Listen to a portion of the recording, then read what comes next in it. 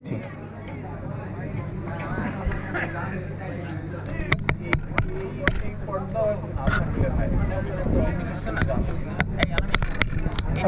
আলাইকুম ওয়া রাহমাতুল্লাহি ওয়া বারাকাতুহু। আলহামদুলিল্লাহি রাব্বিল আলামিন ওয়াসসালাতু ওয়াসসালামু আলা রাসূলিহিল কারীম ওয়া আলা আলিহি ওয়া আসহাবিহি আজমাইন।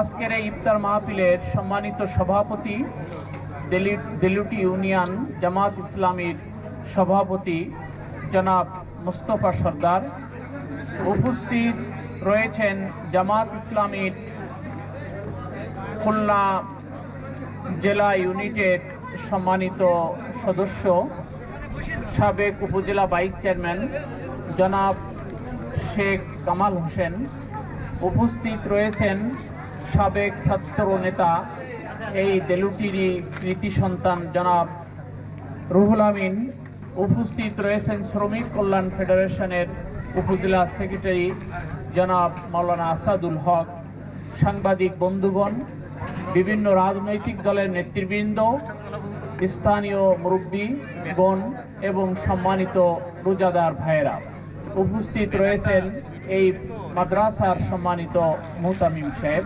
সম্মানিত ওলামা ইকরাম। আমরা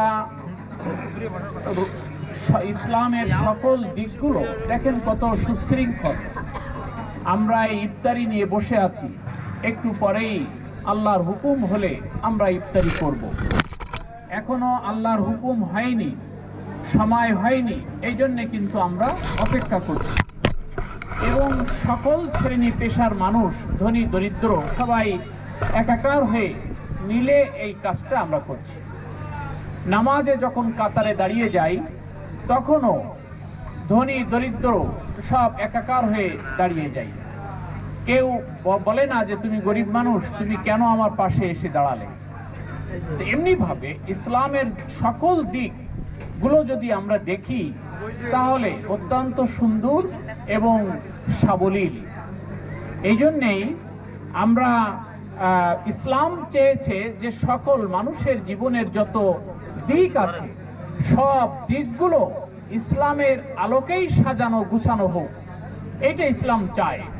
রোজা হলো ইসলামের একটা ফরজ, এটা একটা অবশ্যই করণীয় একটা ইবাদত আমাদের জন্য। নামাজ একটা ইবাদত, যাকাত একটা ইবাদত, হজ একটা ইবাদত।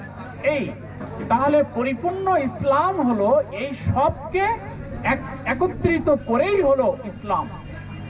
এখন আমরা যদি শুধু নামাজ পড়ে আর রোজা রেখে বলি যে আমার ইসলামের সব কিছু হয়ে গেল, তাহলে এটা ভুল হবে।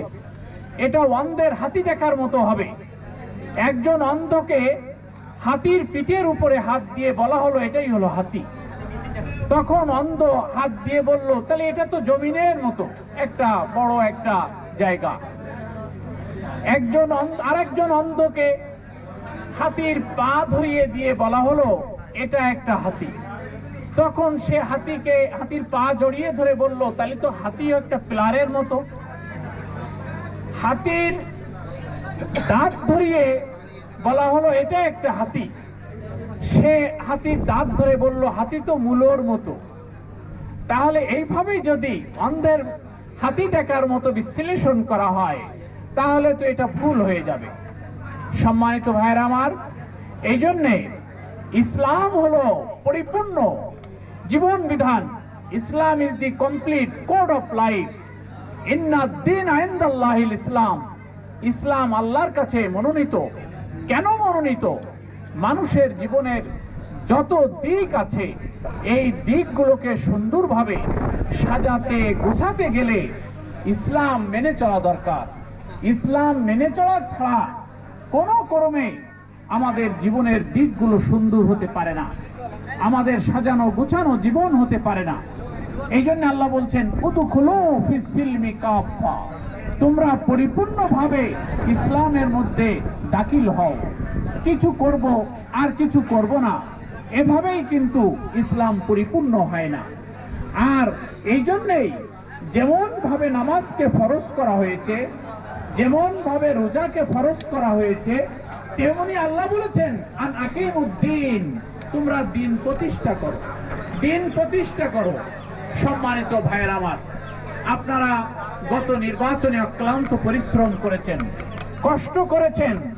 দিন প্রতিষ্ঠার জন্যে আপনারা ইসলামের পক্ষের শক্তিকে খুলনা 6 থেকে সংসদে পাঠিয়েছেন। তিনি সেখানে কোরআনের পক্ষেই আওয়াজ তুলবেন। কোরআন এই মাসেই নাজিল হয়েছে। শাহরু রমাদান আল্লাযী উনজিলা ফীহিল কুরআন হুদাল লিন-নাস ওয়া বাইয়িনাতিন মিনাল হুদা ওয়াল ফুরকান। আল্লাহ তাআলা বলেছেন যে এই মাসেই কোরআন নাজিল করা হয়েছে, আর সেই কোরআন নাজিল করা হয়েছে লাইলাতুল কদরে। ইন্না আনজালনাহু ফি লাইলাতিল কদর। এই লাইলাতুল কদরেই কোরআন নাজিল করা হয়েছে। সেই রাত আমরা খুঁজতে হবে এই দশকের মধ্যে, শেষ দশকে বেজোড় রাতগুলোর মধ্য থেকে। তার কয়েকটি রাত আমরা হারিয়ে ফেলেছি, আরো সামনে 2টা রাত আমাদের আছে। আমাদের চেষ্টা খোঁজার জন্যে আমাদের অব্যাহত থাকতে হবে। যে সমস্ত ভাইরা ইফতারি দিচ্ছেন তারাও একটু কথা বলবেন না, আর যারা ইফতারি সামনে নিয়েছেন তারাও মনে মনে তসবিহ আদায় করতে থাকেন। আমরা সুন্দর পরিবেশ আমরা বজায় রাখবো। সম্মানিত হাজিরিন, তো আল কোরআন এই মাসেই নাজিল করা হয়েছে। কোরআন শুধু তেলাওয়াতের জন্যে, নামাজে পাঠের জন্যে আর নেকির জন্যে, তেলাওয়াত বকশিশ করার জন্যে যারা চলে গেছে দুনিয়া ছেড়ে তাদের বকশিশের জন্যই শুধু নাজিল হয়নি, এই কোরআনকে প্রতিষ্ঠার জন্যই নাজিল করা হয়েছে। আপনারা রোজাদার ভাইরা বলবেন যে সারা দেশের মানুষ তো কোরআনের পক্ষে রায় দিয়েছে এইভাবে যে কোরআন এবার সংসদে যাওয়ার কথা ছিল, তাই না?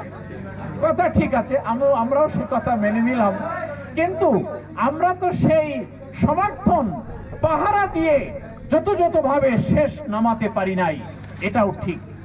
এটাও ঠিক, কিন্তু আমরা যদি ওইটার উপরে আবার দেশের পরিস্থিতি দেখে আমরা যদি অনাড় হয়ে থাকতাম, তাহলে এদেশে আরো একটা খারাপ পরিস্থিতি তৈরি হতো। তখন আবার আমাদের মধ্যে অনেক ভাইরা বলতো যে জামাত ইসলামী একটু সহনশীল হলে দেশের পরিবেশটা ভালো থাকতো। জামাত ইসলামী অনাড় থাকার কারণে আজকের আর একটা নতুন একটা দুর্ভোগের সৃষ্টি হয়েছে। সকল ভোট ভাট সবকিছু নষ্ট হয়ে যেত, দেশে আরেকটা শক্তির উত্থান হতো, দেশ অন্য কায়দায় চলতো। এই জন্যেই আমাদেরকে পাশের মসজিদের মাইকটা হয় একটু বন্ধ রাখতে হবে, যখন ইফতারির সময় একটু ঘোষণা করবেন। এখনো তো সময় বাকি আছে, এই জন্য ওই মাইকটা চললে কিন্তু আমাদের কথা বলা সম্ভব হবে না। সম্মানিত মুসল্লি ভাইরা, সম্মানিত রোজাদার ভাইরা, তো এই জন্য আরেকটা পরিস্থিতির সৃষ্টি হতো। এই সব কিছু বুঝে চিন্তা করে জামাত ইসলামী সিদ্ধান্ত নিয়েছে যে ঠিক আছে, যা হয়েছে এটাকে আমরা মেনে নিয়ে আমরা এই যে পর্যন্ত প্রায় 80 জন এমপি ইসলামের পক্ষে তৈরি হয়েছে, তাদেরকে দিয়েই আমরা সুন্দর করে